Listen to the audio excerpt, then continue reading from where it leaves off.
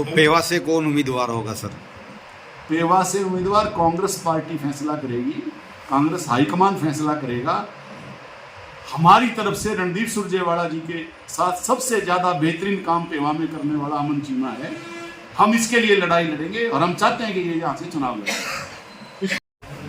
5 राज्यों में चुनाव है और कांग्रेस के कदम आगे हैं, मजबूती से कांग्रेस पार्टी चुनाव लड़ रही है और लगता है कि 5 राज्यों में कांग्रेस की सत्ता है। तो कांग्रेस पार्टी मेहनत कर रही है और कांग्रेस पार्टी हर जिले में जा रही है, हर जगह हम अपने कार्यक्रम कर रहे हैं, डोर टू डोर भी कर रहे हैं, जनसभाएं भी कर रहे हैं, नुक्कड़ सभाएं भी कर रहे हैं, प्रेस कॉन्फ्रेंस भी कर रहे हैं हम लोगों के बीच। हाँ, बीजेपी ने विकास तो किया ही है प्रदेश का।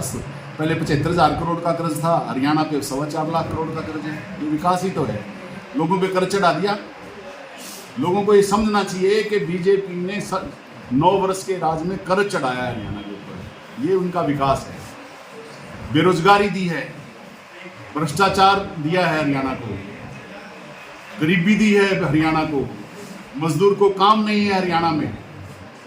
हमारी जो महिलाएं हैं उनकी रसोई का संतुलन बिगड़ गया है।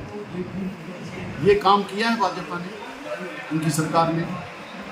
और दूसरा काम व्यापारियों का ढूंढ लिया कि प्लाट बेचने शुरू कर दिए।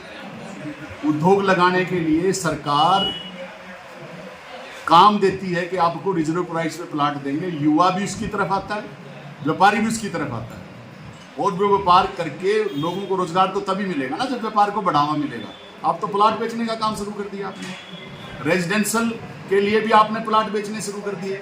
हरियाणा की 50% जनता ऐसी है जो अपने पैसे से प्लाट नहीं खरीद सकती और उसको भी बेचना शुरू कर दिया, उसकी भी बोली लगवानी शुरू कर दी। खट्टर साहब तो व्यापारी हैं, भाजपा की सरकार तो व्यापारी का काम करती है। जन सेवा में उनका कोई विश्वास नहीं है। प्रॉपर्टी डीलर हो गई है। मुझे बड़ा अचंभा है इस बात का। और खट्टर जी मतलब खुश होते हैं इस बात के रुपये कमा रहे हैं। मैं इस बात का कड़ा विरोध करता हूं कि 2 महीने का बिजली का बिल आता था वो 1 महीने का कर दिया, उसको दोबारा से भी 2 महीने का करना चाहिए। उसमें भी लोगों के साथ न्याय नहीं हो रहा। बहुत सी शिकायतें ऐसी हैं जिनके बिजली के बिल अनाप शनाप आ रहे हैं।